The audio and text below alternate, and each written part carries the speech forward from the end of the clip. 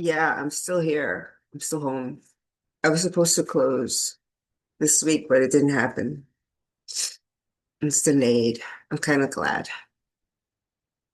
I'm kind of glad I got the time to still be here. But I'm on this really old laptop, so I'm trying to just figure it out. My desk, my workstation is at my boyfriend's house, and kind of like we're both like kind of holding on to dear life of our independence. But I am grateful that for this little time period. Oh, Christian sent me something so funny yesterday. And the funny thing is that I was driving to my boyfriend's house to go work on my workstation, and I was listening to the same things. I'm going to share it here. And then I'm going to read some stuff. Oh, wait a minute. Screen? Hold on for a sec.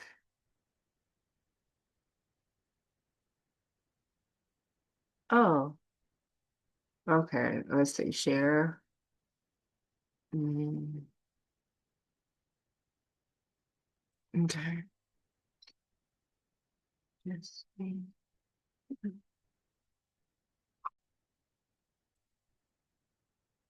Oh, oh, here we go. Oops. Uh, downloads.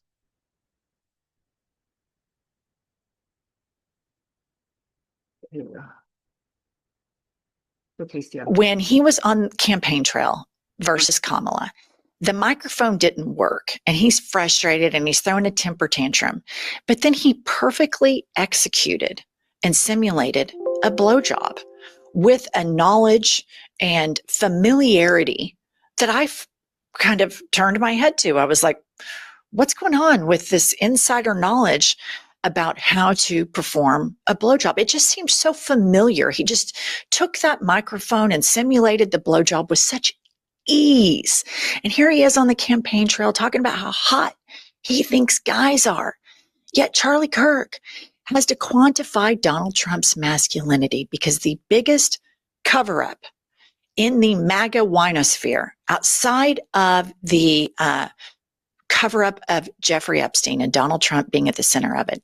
The biggest cover up on the winosphere is that these men are not masculine at all. And me thinks that when they're watching porn and when rubber hits the road, it's not the titties and the vaginas that are getting them off. I think it's something else. That's what I think because they protest way too much. All right. Thanks for joining us. Please buy. Um, yeah, where's the other thing that I wanted to read? She was talking about homoeroticism refers to sexual attraction, desire, or erotic tension between people of the same gender.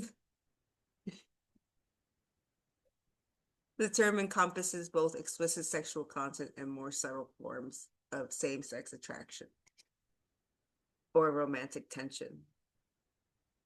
I didn't know that was a word till that happened yesterday. And then I talked to Claude a lot. Let's see.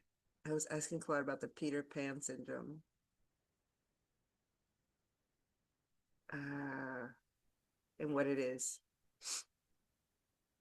which is both in men and women. So not man bashing here. Peter Pan syndrome refers to an informal psychological concept describing adults who struggle to embrace the responsibilities and emotional maturity typically associated with adulthood. The term was popularized by psychologist Dan Kiley in his 1983 book, The Peter Pan Syndrome: Men Who Have Never Grown Up. People described as having Peter Pan syndrome often exhibit behaviors like difficulty handling criticism or conflict, tendency to avoid serious commitments in relationships, or career impulsive decision making. Emotional reactions more typical of younger ages. Behavioral patterns, reluctance to take on adult responsibilities like financial planning, household management, or long-term commitments, preference for fun and immediate gratification over long-term goals. Difficulty maintaining stable employment or relationships, tendency to rely on others, often parents or partners, for support. Social dynamics may seek out younger friends or partners, often charismatic and fun-loving, but struggles with deeper intimacy, can become defensive when confronted about their behavior. It's important to note that the Peter Pan syndrome isn't recognized in an official psychiatric diagnosis in clinical manuals like the DSM-5. Rather, it's a descriptive term that mental health professionals and researchers sometimes use to discuss certain patterns of behavior. The underlying issues might relate to anxiety about adult responsibilities, fear of failure, or difficulties with emotional regulation that could benefit from professional support. The concept has evolved since Kelly's original focus on men to be understood as something that can affect people of any gender. Ta-da! I hope the Lionsgate was great. 8-8.